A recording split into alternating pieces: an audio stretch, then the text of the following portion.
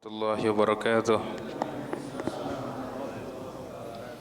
الفاتحة إلى روح سيدنا وحبيبنا وشفينا وقرة أعيننا مولانا محمد صلى الله عليه وسلم، ثم إلى روح آبائه وإخوانه من الأنبياء والمرسلين وآل كل منهم والصحابة أجمعين، ثم إلى روح جميع ساداتنا العلويين والأئمة المجتهدين والعلماء العاملين والصوفية المحققين أينما كانوا، وحلت أرواحهم من مشارق الأرض إلى مغاربها، ونخص خصوصا إلى روح الأستاذ الأعظم الفقيه المقدم محمد بن علي بعلوي وصوله وفروعه، ثم إلى روح سيد علي الغيور وسيد علي صاحب الدرك وسيد محمد مولى الدويلة وسيد عبد الرحمن السقف وأولاده، خصوصا شيخ أبي بكر السكران وشيخ عمر مخضر وإخوانهما، ثم إلى روح الحبيب عبد الله بن أبي بكر العدرس والحبيب الشيخ بن عبد الله العدرس الحبيب حسين بن عبد الله العدرس أحمد بن عبد الله العدرس، ثم إلى روح الحبيب أبي بكر العدوس بن أبي بكر بن عبد الله العدوس، ثم إلى الشيخ علي بن أبي بكر السكن والحبيب عبد الرحمن الشيخ علي والحبيب أحمد بن الشيخ علي، ثم إلى الحبيب أحمد بن عبد الرحمن الشيخ علي، ثم إلى روح الشيخ أبي بكر بن سالم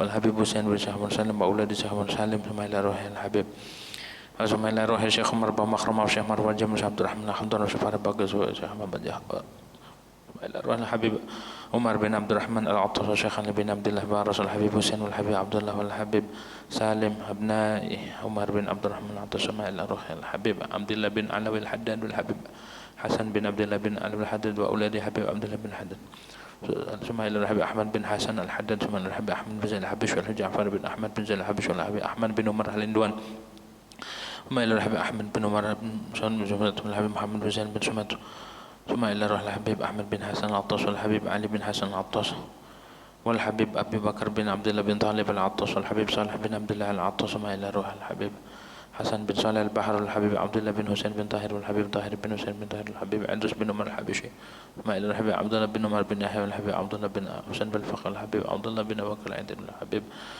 عبد الله بن علي بن شهاب، ثم إلى روح الحبيب سقاف بن عمر سقاف الصافي والحبيب عثمان بن عقب بن يحيى، ثم إلى روح الحبيب علي بن محمد الحبشي والحبيب حسين بن محمد الحبشي والحبيب عبد الله بن عمر الشاتر والحبيب سالم، ثم إلى الحبيب حسن والحبيب محمد بن بكر بن عبد الله بن عمر الشاتر، ثم إلى الحبيب علي بن شهاب والحبيب محمد بن علي بن شهاب والحبيب عبد الله بن محمد بن علي بن شهاب، وإلى روح الحبيب علي بن عبد الرحمن الحبشي والحبيب علي بن حسين العطاس والحبيب سالم جدا، ثم إلى روح الحبيب عبد الله بن محسن العطاس والحبيب حسين بن أبو بكر العيدروس، ثم إلى روح الحبيب ثم إلى روح الحبيب صالح بن محسن الحامد، ثم إلى روح الحبيب الحبيب محمد بن أحمد المحضر الحبيب مصطفى المحضر والحبيب عبد القادر بن أحمد السقاف والحبيب بكر بن محمد السقاف والحبيب عمر بن هود العطاس، وأصولهم وفروعهم وتلامذتهم وعلى سلسلة منتسبين إليهم والآخذ عنهم وجميع سادتنا إلا من أولئك المقربين وسهل السماء ومشايخنا في الدين ومشايخ هذه البلد أجمعين وأمواتنا وأمواتكم وأموات المسلمين أجمعين تغشهم بالرحمة والمغفرة من درجات الجنة وعند أهل بركاتهم وأسرارهم وأنوارهم وعلومهم في الدين والدنيا والآخرة على هذه النية ولكل نية صالحة، وإلى حضرة النبي محمد صلى الله عليه وسلم بسر الفاتحة. أعوذ بالله من الشيطان الرجيم، بسم الله الرحمن الرحيم، الحمد لله رب العالمين الرحمن الرحيم مالك يوم الدين، إياك نعبد وإياك نستعين اهدنا الصراط المستقيم صراط الذين أنعمت عليهم غير المغضوب عليهم ولا الضالين آمين. بسم الله الرحمن الرحيم، الحمد لله رب العالمين والصلاة والسلام على أشرف الأنبياء والمرسلين سيدنا محمد وعلى آله وصحبه أجمعين. رب اشرح لي صدري ويسر لي أمري واحلل عقدة من لساني يفقه قولي. ربي زدنا علما نافعا وارزقنا فهما ثاقبا. اللهم انفعنا بما علمتنا وعلمنا الذي ينفعنا. سبحانك لا علم لنا إلا ما علمتنا إنك أنت العليم الحكيم. ولا حول ولا قوة إلا بالله العلي العظيم. أما بعد، قال المؤلف رحمه الله تعالى: ونفعنا به وببركة علومه في الدارين آمين. وسننه التسمية وتقديم اليمنى وأعلى وجهه إلى آخره.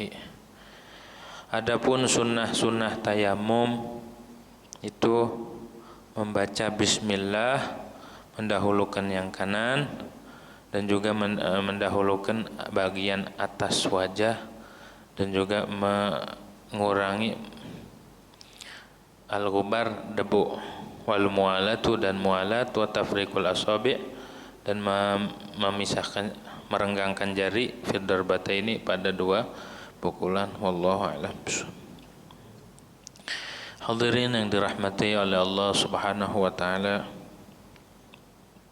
pertama-tama marilah kita panjatkan puja dan puji syukur kehadirat Allah Subhanahu wa taala, yang mana pada malam hari ini alhamdulillah kita masih diberikan nikmat oleh Allah Subhanahu wa taala, baik nikmat sehat wal afiah, nikmat panjang umur, tetap iman Islam, serta nikmat taufik daripada Allah Subhanahu wa taala. Masih melanjutkan bab tayamum. Kemarin sudah dibahas sebab tayamum, rukun tayamum, juga kemarin dibahas tentang syarat tayamum yang ada 10. Sekarang membahas sunnah yang ada di dalam tayamum, gitu ya. Nanti terakhir membahas tentang yang membatalkan. Ada berapa sunnahnya? Banyak sunnah di dalam tayamum. Tapi diantaranya wasunanuhut tasmiyatu. Sunnah tayamum diantaranya adalah membaca bismillah di awalnya. Gitu. Awal tayamum. Kapan awal tayamum? Ketika meletakkan dua tangan ke debu. Bismillahirrahmanirrahim. Nawaitu tayamum di hati. Nawaitu tayamum listibahati nahwis shalah. Sampai sini jangan lupa niat terus. Bismillah dulu, begitu tuh. Walau linahwi junubin, walaupun orang junub sekalipun, karena dengan niat zikir. Kalau bismillah diniatkan baca Quran, maka orang junub tidak boleh, haram orang junub baca Quran walaupun satu huruf. Emang ada Quran satu huruf? Ada. Seperti awal surat Qaf, Nun, satu huruf kan? Nggak boleh walaupun satu huruf. Orang junub, orang punya hadas besar, tidak boleh membaca haram. Tapi bismillah kan Al-Quran. Bismillah dengan niat zikir di hati. Niatnya zikir, sunnah itu ya. Jangan ditinggal, semampu mungkin kita amalin sunnah semaksimal mungkin. Walaupun tidak sanggup mengamalkan semua perkara sunnah, minimal yang kita tahu, yang diajarkan oleh para ulama di dalam bab wudu, di dalam bab tayamum, dalam bab mandi, amalkan. Atau di dalam bab sholat, amalkan. Begitu. Memang kelihatannya sepele, sunnah. Tapi kalau kita udah biasa, terlebih di hati ada tertanam mahabbatur Rasul, di hati ada Rasulullah, maka tidak akan pernah menganggap sederhana atau sepele urusan sunnah, apalagi fardu. Begitu. Kalau orang sudah di hatinya tertanam keagungan Rasulullah Sallallahu Alaihi Wasallam, maka nilai sunnah itu lebih berharga daripada dunia dan seisinya. Itu nilai sunnah. Kalau orang yang di hatinya tidak tertanam kebesaran Rasulullah, hanya sekedar cerita doang, setiap hari ngedengar nama Rasulullah, tahu tapi tidak ada di hati kebesarannya, maka perkara sunnah itu dianggap sesuatu yang lumrah, atau dianggap sesuatu yang bukan istimewa, bukan sesuatu yang istimewa. Begitu. Amalkan walaupun bismillah sebelum makan, atau sebelum minum, bismillahirrahmanirrahim, atau sebelum masuk kamar mandi. Cuma kalau masuk kamar mandi, bismillahnya jangan terusin ar-rahman-rahim. Bismillahnya bismillahi Allahumma inni a'udzubika minal khubuthi. Tuh. Mana dalilnya? Dalil disunahkan baca bismillah. Kata Nabi dalam hadis yang diriwayatkan Imam Abu Dawud dan selainnya, kullu amrin dzibalin la yubda'u fihi bi bismillahirrahmanirrahim fahuwa aqta'u wa fi riwayatin fahuwa ajdhamu wa fi riwayatin fahuwa abtaru atau kama qala Rasulullah sallallahu alaihi wasallam. Kata Nabi, setiap perkara kullu amrin dzibalin yang memiliki kedudukan di dalam syariat, yang memiliki keadaan yang mulia, yang dianggap penting di dalam agama yang mulia, la yubda'u fihi bi bismillahirrahmanirrahim, yang tidak dimulai dengan bismillah. Kita ngelakuin perkara penting, perkara bagus, perkara yang dianggap mulia oleh agama, tapi kita nggak mau baca bismillah di awalnya, maka kata Nabi, fahuwa ajzamu, maka perkara tersebut kurang berkah. Kita makan nggak baca bismillah, maka makanan itu tidak berkah. Kita minum nggak baca bismillah, maka minumnya tidak berkah. Jadi bismillah itu memberkahi perilaku kita. Mau naik motor, bismillahirrahmanirrahim, bismillahirrahmanirrahim, subhanalladzi sakhkhara lana hadza ma kunna lahu muqrinin ila akhirih. Mau ngapain aja harus baca bismillah. Tuh keutamaannya. Jadi nggak disepelein, nggak disembarangin, karena ada perintah dari Rasulullah, karena ada ultimatum dari Kanjeng Nabi, maka ini nggak mungkin sembarangan, nggak mungkin Rasulullah ngasih sesuatu yang remeh, walaupun sekedar bismillah doang, nggak mungkin. Al Habib Ahmad Masyhur bin Thaha Al Haddad, beliau ini seorang guru, seorang dai, pengajar. Beliau mengislamkan orang di Afrika sebanyak 300.000 orang. Dakwahnya dengan cara berdagang, jualan kopi. Setiap yang beli kopi dikasih gula. Enak nih kopi, ntar datangnya ketagihan, datang baca syahadat. Setiap pembeli baca syahadat, terus baca syahadat. Habib Ahmad Masyhur bin Thaha Al Haddad, sezaman dengan Habib Abdul Qadir bin Ahmad Segaf. Beliau katakan begini, kalau kita punya urusan atau ada suatu hajat yang kita hadapin, baca bismillah 19 kali. Mengapa? Karena hurufnya bismillah ada 19. Pintu neraka itu ada 19. Alaiha tis'ata asyar di Quran. Maka siapa yang baca bismillah 19 kali, maka ditunaikan hajatnya dan ditutup pintu neraka yang berjumlah 19. Orang punya hajat baca bismillah, bismillahirrahmanirrahim. Tuh keutamaan baca bismillah, begitu tuh ya. Tuh baca bismillah. Jadi sunnah, enggak disepelein. Oh iya, Rasulullah aja baca bismillah, yang nabi, yang orang mulia, yang orang enggak ada dosa, ya, kekasih Allah. Masa iya kita umatnya yang butuh, sangat-sangat butuh sama Allah, sangat-sangat butuh sama rahmat Allah, masa kita enggak baca bismillah? Baca bismillah biar terbiasa, bismillahirrahmanirrahim gitu tuh. Apalagi bismillahnya sambil dihayati, sambil dari hati bacanya, bismillahirrahmanirrahim. Mau berhubungan suami istri juga sama, kudu baca bismillah. Kalau enggak baca bismillah nanti bengal anaknya, begitu. Baca doa, jangan gerasak gerusuk aja, begitu tuh. Baca bismillah terlebih dahulu ya, gitu. Baca sebelumnya harus dicatat, sebelum, ya, begitu tuh, sebelum.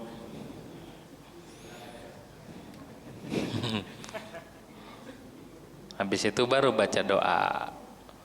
Ini enggak baca bismillah, enggak baca doa, gitu ya. Ya pantesan begitu aja, nggak berkah. Yang kedua sunnahnya adalah wa taqdimul yumna, dan mendahulukan yang kanan. Ini sunnah nih dalam hal apapun, dengan catatan itu ma fihi takrumah atau takrimah, yang di dalamnya ada kemuliaan, maka dahulukan yang kanan. Masuk masjid, dahulukan kanan. Masuk rumah, dahulukan kanan. Masuk majelis ta'lim, dahulukan kanan. gitu tuh. Pokoknya yang tempat-tempat mulia dapat. Kenapa? Karena Rasulullah itu yuhibbut tayamun. Rasul tuh demen dahulukan yang kanan. Rasul tuh kalau demen sesuatu nggak mungkin demennya Nabi tidak diridhoi Allah atau tidak sesuai dengan perintah Allah. Nggak mungkin, karena perbuatan Nabi itu sejalur, searah, seiring, seirama dengan perintah Allah Subhanahu wa taala. Jadi apa yang Rasulullah lakukan itu dulu ya perintah Allah. Walaupun nilainya sunnah, tapi itu perintah Allah sejatinya. Tapi lewat jalan sunnah.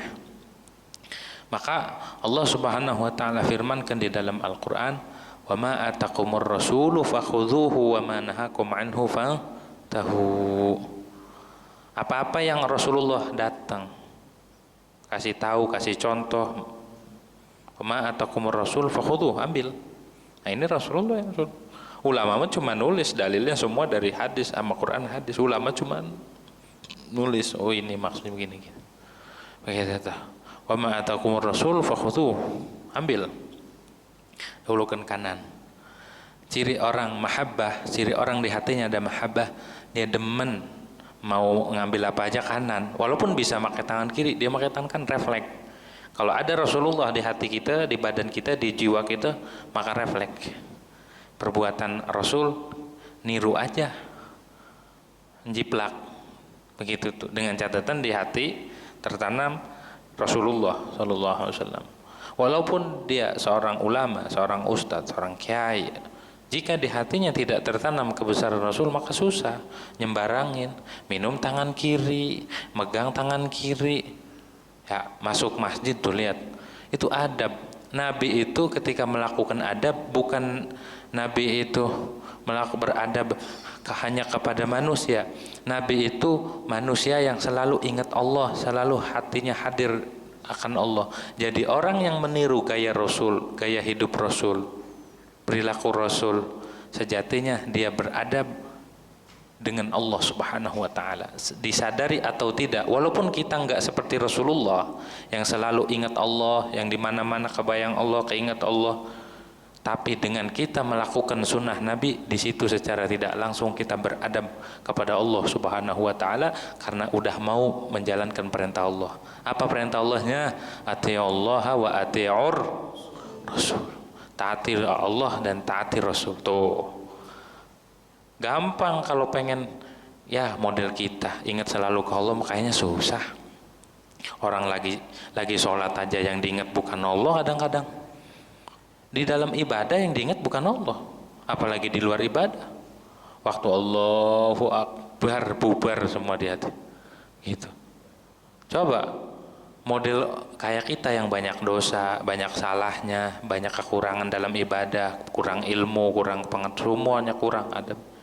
Model kayak kita, maka jalan satu-satunya ya udah dah ngikutin Rasulullah aja, maka secara tidak langsung dia lagi beradab kepada Allah Subhanahu wa taala. Enggak kerasa kan? Tuh, ngikutin Rasulullah mah walaupun kita enggak seperti Nabi, hatinya selalu ingat ke Allah, tapi dengan kita mengikuti Rasulullah maka ketarik aja tuh. Secara tidak langsung kita lagi beradab kepada Allah Subhanahu wa taala. Kalau Nabi itu perilaku begitu tuh. Andai kata Nabi tidak diturunkan Al-Quran, andai kata Rasulullah itu tidak diperintahkan nama Allah, Nabi mah dilahirkan emang begitu. Dalam hal apapun tertata, rapi, beradab. Karena Nabi diciptakan emang begitu. Memang begitu Rasulullah mah. Andai kata nggak ada Al-Quran, nggak diperintah sama Allah, tapi Nabi perilakunya begitu. Saking mulianya akhlak Rasulullah Sallallahu Alaihi Wasallam. Nabi berakhlak bukan ketika diperintah Quran saja atau diturunkan Quran. Sebelum Nabi diturunkan Al-Quran, sebelum Nabi diangkat jadi Nabi, sebelum Nabi diangkat jadi Rasul, Nabi masih muda, masih kecil, akhlaknya sudah luar biasa, adabnya sudah luar biasa. Gak ada orang seperti Rasulullah. Maka kita beruntung, harusnya ketika ngikutin Rasulullah hati kita harus gembira, sedih, nangis. Ya Allah, saya ngikutin orang mulia, mengikutin manusia yang Masya Allah dipuji sama Allah langsung. Wa innaka la'ala khuluqin azim. Wa innaka la'ala khuluqin azim. Bukan khuluqin karim lagi, khuluqin azim. Sesungguhnya engkau wahai kekasihku benar-benar berada pada akhlak yang sangat agung, sangat mulia. Allah kasih gelar Nabi itu memiliki akhlak yang sangat bagus. Maka kita yang ikutin Rasul secara enggak langsung masuk ke dalam pujian itu. Secara enggak langsung kita masuk ke dalam pujian Allah terhadap Rasul. Dan orang yang mengikuti Rasulullah walaupun satu sunnah, dia masuk ke dalam bagian wa innaka la'ala khuluqin azim. Coba yang muji Tuhan alam semesta, kita emang gak mau dipuji sama Allah. Satu-satunya jalan buat kita dipuji sama Allah ngikutin Rasulullah.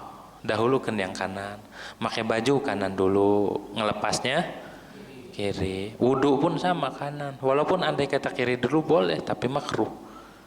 Gitu, karena kita ada Rasul dan juga udah tahu syariat Rasul, sering mendengarkan sunnah Rasul, sering mendengarkan cerita Rasul, maka dahulukan yang kanan. Siti Aisyah katakan Rasulullah itu karena Rasulullah SAW yuhibbut tayamun, demen mau nyisir aja kanan dulu, siwak kanan dulu, pakai celak mau tidur sunnah pakai celak 3 kali ganjil. Tapi di dalam kitab Ihya Ulumuddin 5, 3 kanan 2 kiri biar ganjil. Karena kalau 3-3 jadi genap 6. Kata Imam Ghazali begitu, karena ganjil itu salah satu sunnah. Tapi di dalam kitab-kitab fikih boleh kanan 3 kiri kanan dulu, mau tidur celakan. Ya. Udah tahu kan? Jadi kalau mau tidur, mau laki mau perempuan, mau tidur pakai celak mata 3 kali, 1, 2, 3 kiri 3. Orang kalau sering pakai celak maka matanya tajam pandangannya, enggak burem gitu tuh, enggak. Apalagi dengan niat dia mengikuti Nabi Muhammad sallallahu alaihi wasallam. Jangan segen-segen, saya malu ntar dikatain ini lagi. Jadi kata apa ya, genit ya, jangan, nggak usah ikutin bisikan-bisikan. Saya ngikut sunnah Nabi Muhammad SAW. Mau tidur, yang kan bukan masalah genit dan tidak. Terkata istrinya, ini abang genit banget. Kata abangnya, ini sini yang genit banget, mau tidur silakan. Bukan masalah genit atau tidak, ini mengikutin sunnah Rasulullah SAW. Maka celak tuh ya. Nah ketika tayamum kanan dulu, kalau muka enggak, kalau muka mah dari atas, wa a'la wajhihi, dan bagian atas wajah seperti wudu kalau di wajah. Kalau ke tangan dari kanan dulu begitu. Kalau kita ketika melakukan sunnah kebayang Rasulullah, maka itu enteng rasanya. Tapi kalau orang ngelakuin sunnah di hatinya tidak ada Rasul, berat. Yang mendorong kita berbuat baik, yang mendorong kita buat melakukan sunnah sebenarnya adalah ada Rasulullah di hati kita. Kebayang Rasul sallallahu alaihi wasallam. Kalau nggak kebayang gimana? Model kita nggak bisa ngebayangin Nabi. Berat, di hati kita banyak yang dibayangin. Ada pete lah, ada tempe, sayur asam, segala macam. Bagaimana model kayak kita? Berat banget ya. Pengen ngebayangin Nabi yang keinget orang lain. Maka gimana? Cukup membayangkan makam Rasulullah. Tahu kan? Yang di Madinah, hujrah di hadapan makam. Ketika mau mengamalkan sunnah.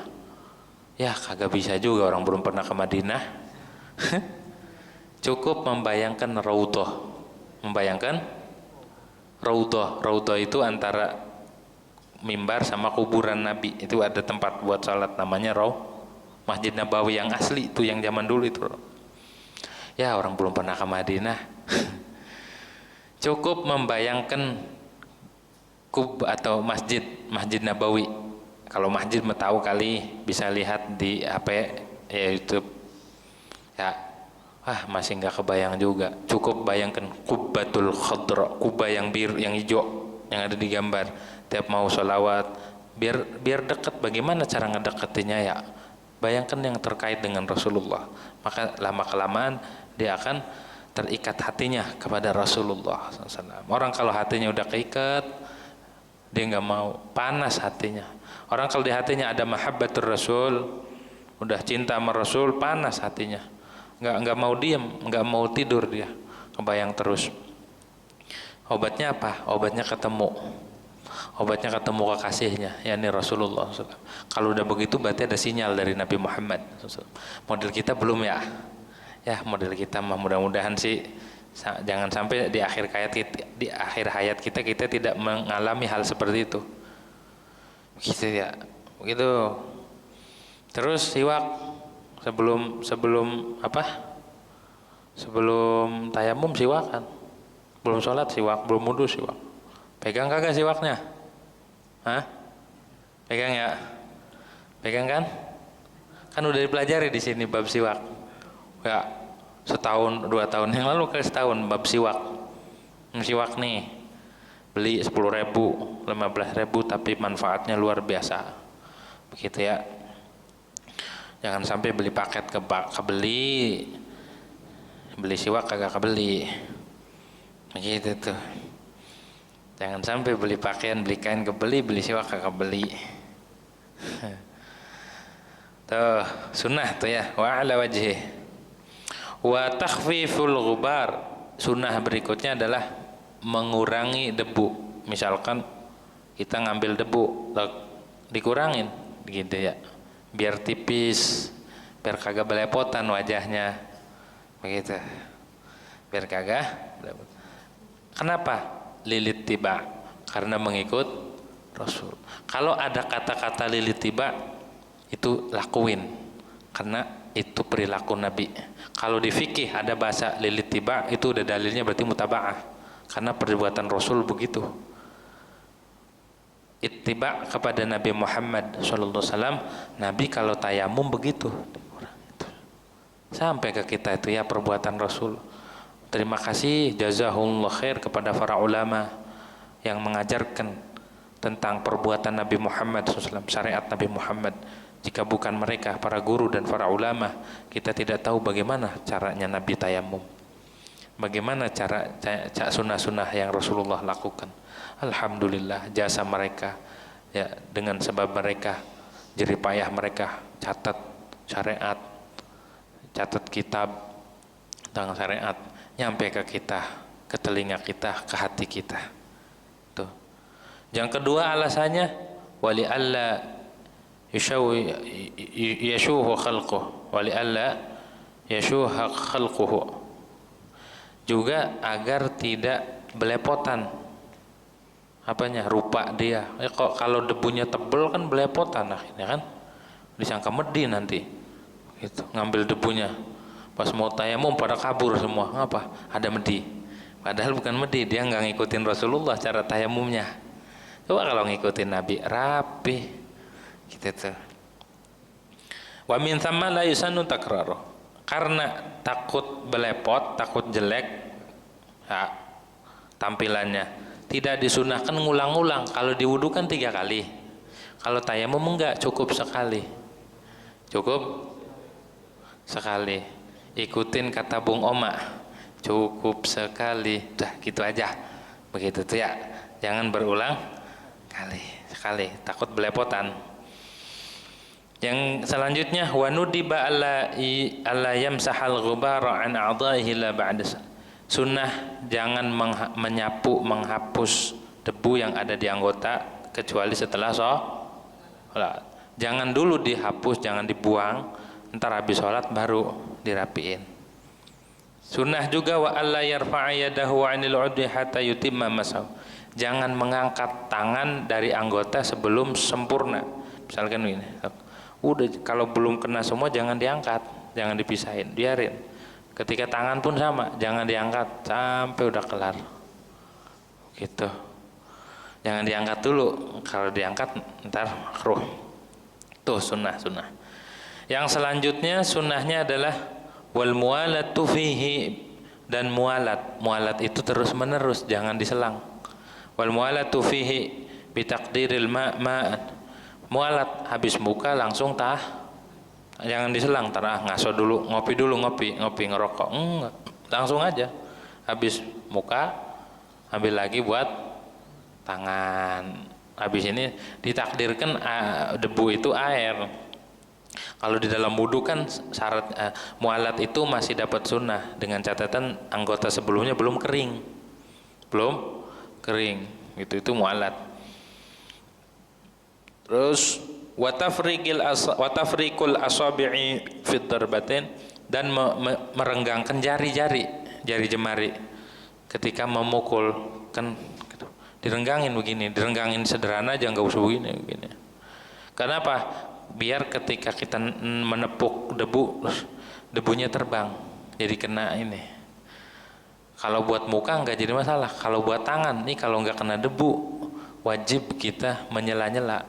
Kalau kena debu, maka sunnah menyela gitu. Jadi direnggangin begitu tuh ya, begitu renggang kan. Li'annahu ablaghu fi tharati turab, karena ketika renggang itu lebih sangat di dalam menerbangkan debu ketika ini debunya. Tapi kalau begini kan susah. Wala yunafi nadbat tafriq fi thaniyah naql ibn Rafa' al-ittifaq ala wujubi fiha ana mahmulun ala ma lam yurid takhil asabi', dan tidak menafikan sunnah merenggangkan jari fi thaniyah pada pukulan yang kedua. Apa? Naql ibn Rifa'ah, dikutip dari qaulnya Ibnu Rifa'ah bahwa al-ittifaq ala wujubi. Menurut Ibnu Rifa'ah di pukulan yang kedua yang buat tangan itu wajib merenggangkan jari. Biar apa? Biar kena debu. Tapi itu bertentangan. Yang mu'tamad adalah sunnah juga merenggangkan di yang kedua, sunnah, enggak wajib. Nah, karena nanti di sela-sela gitu. Andai kata dia merapatkan enggak apa-apa, karena di sela-sela. Kalau orang enggak mau nyela-nyela, maka wajib, kata Ibnu Rifa'ah, wajib direnggangin. Ya. Gitu. Wa naz'ul khatami fi darbatil ula. Sunnah mencopot cincin. Cincin nih ya kan.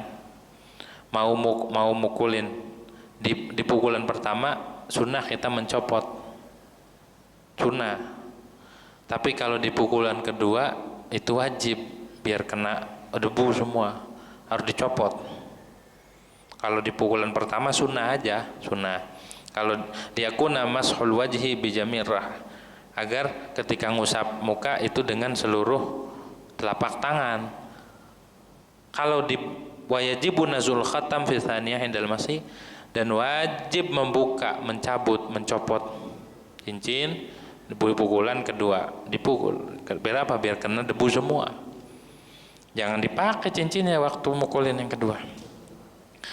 Indal masih liyasilal ghubar ila mahallih, agar sampai debunya ke tempat yang ada cincin.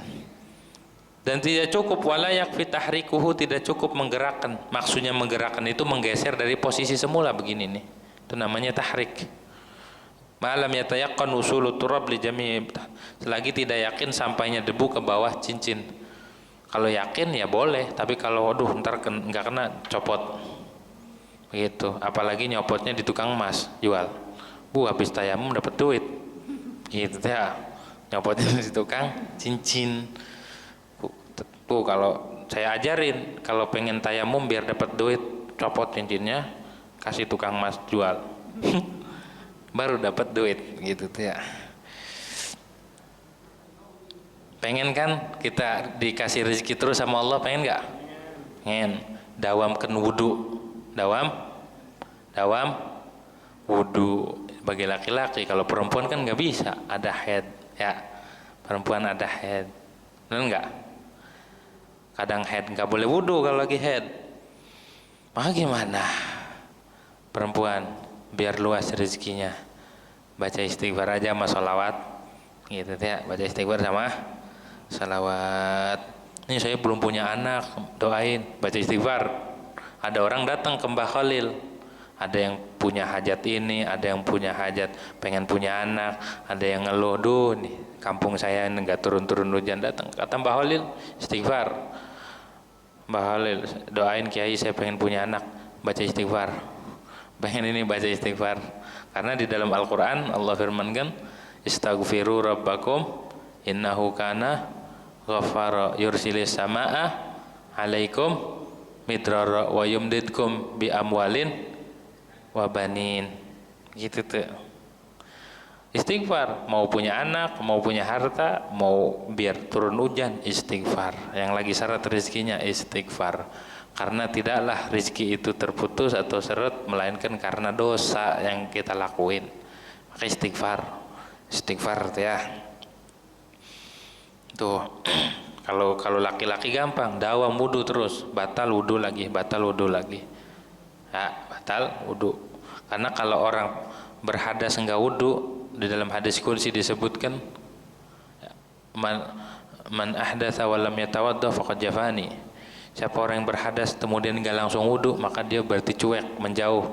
Berarti dia enggak nganggap anak, kata Allah. Orang kalau di hatinya ada Allah, nganggap Allah, batal wudu lagi. Batal wudu lagi. Wa man tawaddaa wa lam yusalli rak'atain faqad jafani. Siapa orang yang wudu tapi enggak sholat 2 rakaat, dia juga sama aja cuek, berarti amanah. Menjauh, berarti dia jauh sama anak, nggak peduli.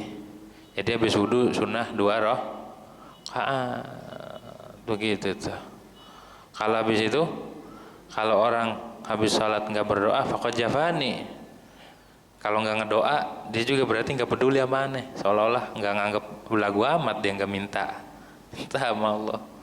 Terus kalau orang berdoa, kalau orang berdoa sama Allah, Allah nggak bakal cuek sama dia, gitu ya. Allah nggak bakal cuek. Nggak pernah Allah itu menyuekin orang yang doa. Nggak pernah Allah itu nggak nganggep orang yang minta kepada Allah Subhanahu Wa Taala. Itu amalan biar orang rezekinya luas. Sholat sunnah, wudu, batal wudu lagi. Nabi katakan dum ala taharah yusa alaika rizik. Dawamkan atas wudu oleh taharah, maka diluaskan atasmu rezeki. Dalam mau berangkat kerja wudu, batal wudu lagi, batal wudu lagi. Mau tidur wudu, bangun tidur wudu. Itu wudu terus. Tuh sunah-sunahnya tuh ya. Wa min sunanihi, dan di antara sunah-sunah tayamum adalah imrarul yadi, melewatkan tangan alal udwi, atas anggota al mamsuh yang dibasuh, kadal kifil wudu'i, seperti menggosok-gosok pada wudu. Dilewatin tangannya, dijalanin tangannya. Bukan anggota yang jalan, tapi tangan yang jalan. Tuh. Ya, bukan anggotanya tapi tangan yang gosok-gosok. Tangan. Imror. Wa mashul adudi, dan menyapu, mengusap lengan atas. Nih lengan atas sampai sini, disapu terus, pakai tayamum. Sampai sini tayamumnya. Sunnah tuh ya. Sunnah. Litahjil, untuk tahjil seperti di wudu. Tahjil itu memanjangkan basuhan tangan dan kaki dari batasan yang wajib. Wa adamut takrar lil mashi, dan tidak mengulang-ulang usapan. Jangan diulang-ulang, sekali aja. Mau usapan tangan ataupun muka atau tangan sekali. Ya diusannu takhfiful ghubar fil ula, karena disunahkan mengurangi, menyederhanakan debu pada yang pertama. Wa ya'tiya bihi al kaifiyatil masyhurah, dan dia melaksanakan dengan cara yang sudah masyhur kemarin tuh ya. Dari atas sudah, kemudian tangan begini. Gitu tuh. Kaifiyah ini Imam Syafi'i yang ngasih, karena enggak ada waridnas, tapi Imam Syafi'i kasih caranya begini. Caranya ya, di dalam kitab Kasyfatus saja disebutin. Wal istiqbalil kiblat, dan madhab kiblat. Upayakan bu ya, kalau dalam hal apapun, bila perlu waktu makan aja madhab kiblat. Tuh orang kalau hatinya hadir ke Allah, jangankan di sholat. Kalau di sholat malah jadi syarat. Kalau nggak madhab kiblat nggak sah sholatnya. Ya nggak sah. Saya mau madhab perumahannya aja. Emang apa? Di depan ada musuh? Nggak boleh. Sholat mah harus madhab kiblat. Harus menghadap zatnya kiblat, ainul kiblah. Nggak boleh melenceng sedikit aja, nggak boleh kanan ke kiri, nggak boleh. Kalau dikit doang, dikitnya itu sekiranya nggak sampai keluar dari Ka'bah, nggak apa-apa. Tapi kalau udah fatal, nyerong kanan banget atau nyerong kiri banget, maka tidak. Kiblatnya orang kita, kiblatnya orang Indo, itu di sekitar 27 derajat sampai 29 derajat dari titik barat. Titik barat nyerong ke kanan seukuran 27 sampai 29 derajat itu. Kalau diukur di tahun 2010-an masih 27 derajat. Tapi pas pakai kompas yang sekarang tuh itu ditepatin ternyata adanya di posisi 295 derajat, 29 derajat. Gitu ya. Jadi kalau sholat jangan asal madep. Enggak, saya pengen lurus. Ya lurus kalau enggak ngadep kiblat enggak sah. Nyerong juga terlalu nyerong enggak sah. Harus sesuai dengan tuntunan agama. Tuntunan ulama-ulama. Madepnya arah kiblat menurut mazhab Syafi'i. Tapi menurut mazhab Hanafi itu yang namanya kiblat cukup arah bukan ain. Arah kiblat mana? Ini arah kiblat. Ya udah yang penting situ. Seukuran segitiga. Ini masih ke sini boleh. Tapi kalau mazhab Syafi'i harus ihtiyat, hati-hati banget, harus benar-benar tepat. Kalau pengen tahu kita arah kiblat di tanggal-tanggal tertentu, di setiap hari juga ada jam-jam tertentu matahari berada di atas kiblat. Jam itu, maka posisi bayangan seluruh dunia di jam tersebut itu menghadap kiblat. Ketika posisi ini misal kiblat nih, ini matahari di jam-jam tertentu ada. Kalau pakai tanggal ada di tanggal tertentu matahari ini pas tepat di arah kiblat, maka seluruh bayangan menghadap kiblat di seluruh dunia. Bayangannya madhab kiblat di jam tertentu. Biasanya zuhur di sananya, di Mekahnya pas di tengah-tengah atau di pas pokoknya tengah-tengah aja pas ngelewatin, maka seluruh bayangan menghadap kiblat, menghadap Ka'bah. Itu paling tepat. Pakai bayangan. Kalau enggak pakai bintang kutub. Kalau dari kita enggak kelihatan. Dari Cianjur, dari Bandung kelihatan, tapi berapa derajat? Kalau dari Yaman jelas bintang kutub. Jelas banget. Nah, itu bintang buat nentuin arah kiblat, adanya di kutub utara. Bintang tuh pas banget kutub. Nah, dari bintang kutub berapa derajat itu kiblat. Dalil yang paling kuat. Begitu. Minimal arahnya. Jadi kalau kita tayamum atau wudhu itu sunnah menghadap kiblat. Kalau dalam sholat itu wajib. Kalau waktu buang air di lapangan nggak boleh, haram. Kalau di tempat di WC nggak apa-apa, tapi kalau di lapangan nggak boleh, harus nancepin sesuatu, harus nancepin tiang, apa kayak benda, ya taruh di depannya tiga hasta, baru buang air. Kalau kita nggak ada penghalang madhab kiblat, haram hukumnya menghadap kiblat gitu. Kemudian kiblat itu ya, dulu ada 2 orang nyantren belajar ilmu di Mesir. Yang satu memperhatikan kiblat, waktu ngajinya, waktu belajarnya dia perhatiin, belajar pun madhab kiblat, di rumah madhab kiblat. Yang satu nggak peduli, pas pulang yang satu jadi, yang satu kagak. Dia menghadap kiblat, ngadepin Mesir, karena Mesir waktu itu asimatul ilm, ibu kotanya ilmu, madhab Mesir. Yang satu nggak peduli, akhirnya yang ini jadi. Jadi yang jadi itu karena menggunakan adab. Orang belajar memakai adab maka cepat jadinya, ketimbang orang yang menyebarangkan adab. Madhab kiblat, anak kita didik madhab kiblat, makan gitu, duduk belajar, waktu ngaji Iqra madhab kiblat. Jangan asal madhab. Begitu, jangan asal madhab. Ada sirnya, ada rahasianya kita madhab kiblat itu. Kiblat. Karena seluruh dunia orang sholat itu menghadap Baitullah. Di situ tuh turun rahmat mencar ke seluruh dunia. Kalau kita menghadap kena kita, dada kita, begitu ya, ada nur turun. Wasyahadatani wa ma ba'daha, dan membaca syahadat, 2 kalimat syahadat setelah tayamum. Asyhadu an la ilaha illallah la syarikalah wa asyhadu anna Muhammadan abduhu wa rasuluhu. Allahumma ja'alni minat tawwabin wa ja'alni minal mutatahhirin wa ja'alni min ibadikas sholihin. Baca inna anzal berapa kali?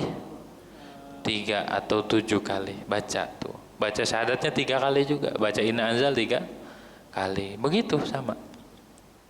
Kama fil wudu'i ba'dahu, sebagaimana di dalam wudu setelah kama fil wudu ba'dahu ba'da tayammum. Mustaqbilan lil kiblati, madhab kiblat syahadatnya. Madhab kiblat, angkat tangannya, rafi'an yadaihi wa basarahu ilas sama. Angkat tangan dan pandangannya ke langit. Itu sunnah karena Nabi begitu ngajarinya. Bahkan disunahkan ngangkat tangannya begini. Waktu itu doang. Kalau di dalam sholat atau waktu doa tahlil atau di rumah lagi ngedoa begini aja sampai dada angkatnya. Tuh kalau ngangkat tangan segini. Itu waktu begitu tuh ketika wudu atau tayamum atau habis mandi. Asyhadu an la. Karena nabinya begitu ngajarinya. Kita ngikutin Nabi, tapi mandi ya. Jangan sampai belum mandi ngambak-ngambak keteknya kemana-mana bau gitu ya. Gini. Asyhadu an ngelebihin kepala. Asyhadu an la ilaha illallah wa syarika lahu wa asyhadu anna Muhammadan rasulullah. Begitu tuh. Angkat tangannya. Begitu tuh ya, angkat. Kita kalau ngedoa, kalau lagi biasa begini doang. Dikumpulin. Jangan begini, gini nih. Itu anjuran daripada Habib Idrus bin Umar al-Habsyi.